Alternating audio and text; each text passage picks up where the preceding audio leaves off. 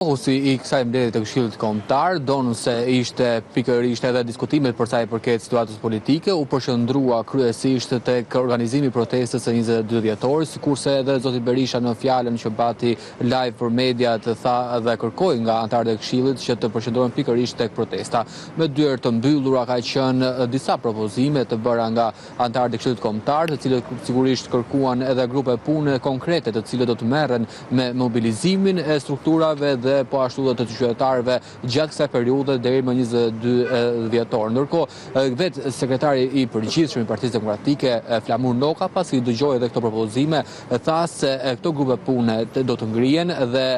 grupe këtyre punëve dhe puna që të bëjnë këto grupe do të monitorohet vazhdimisht nga Partia Demokratike. Kjo edhe për faktin se tashmë Partia Demokratike ka hyrë edhe në vazhdon ku ka patur akuza në demokratëve të cilët nuk kanë punuar siç duhet në fushata apo në nisma konkrete të Partisë Demokratike dhe